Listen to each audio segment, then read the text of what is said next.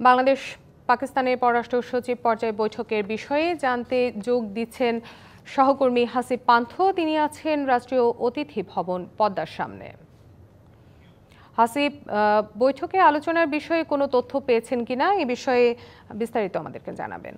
তাসনুভা, এই মুহূর্তে আমি অবস্থান করছি রাষ্ট্রীয় যে গেস্ট হাউস সেখানে পদ্মাতে। সেখানে আজ সকাল 10:30টাতে কিন্তু পাকিস্তানের পররাষ্ট্র সচিব আমরা বালুচ তিনি এসেছেন এবং 10:30টা থেকে দীর্ঘ এখন 12টা বাজে, 12টা পর্যন্ত প্রায় দেড় ঘন্টা তাদের বৈঠক এখনও চলমান। তবে একটার মধ্যেই বৈঠক শেষ হবে বলে আমরা জানতে পেরেছি এবং এর পরবর্তীতে একটার পরে কিন্তু তারা যাবেন পররাষ্ট্র মন্ত্রণালয়ে। সেখানে বাংলাদেশের পররাষ্ট্রমন্ত্রী উপদেষ্টা তার সঙ্গে বৈঠক করবেন। এছাড়াও প্রায় দীর্ঘ, যেমনটি বলছিলেন, আসলে প্রায় 15 বছর পর কিন্তু তিনি এসেছেন বাংলাদেশে। এর পূর্বে এফওসি যেই বৈঠক সেটি হয়েছিল 2010 সালে। পরবর্তীতে 2010 সালে বৈঠকের পরে 2012 সালে এসেছিলেন পাকিস্তানের সাবেক পররাষ্ট্রমন্ত্রী। তবে যমুনা ইলেকট্রনিক্স ঈদে ডাবল খুশি অফার সিজন 3, যে কোনো পণ্য কিনলেই পাচ্ছেন নিশ্চিত ঈদ উপহার। এই বছর কিন্তু আসলে দীর্ঘ এতদিন পর যেহেতু এসেছে, সেই মাঝে যে এত বছরের গ্যাপ ছিল সেই সম্পর্ককে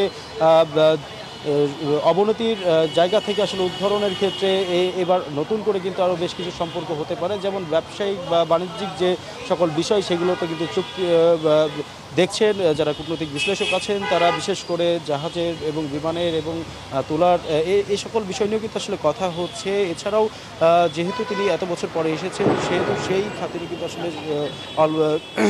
অল্প সময় বৈঠক হবে না, স্বাভাবিক দীর্ঘক্ষণ যাবৎ বৈঠক হচ্ছে। তবে যেহেতু পাকিস্তানের সাথে বাংলাদেশের একটা সম্পর্কের টানপোড়েন ছিল, সেই জায়গা থেকে দীর্ঘ 15 বছরের পরে এসে তাদের এই বৈঠকটি ইতিবাচক হবে বলে অনেকে আশা করছেন।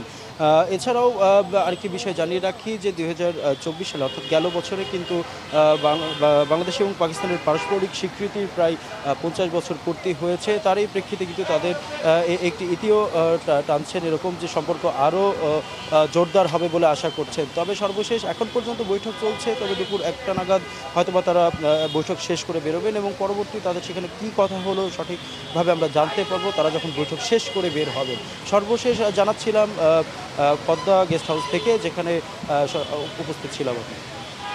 জি হাসিব, ধন্যবাদ জানাচ্ছি আপনাকে।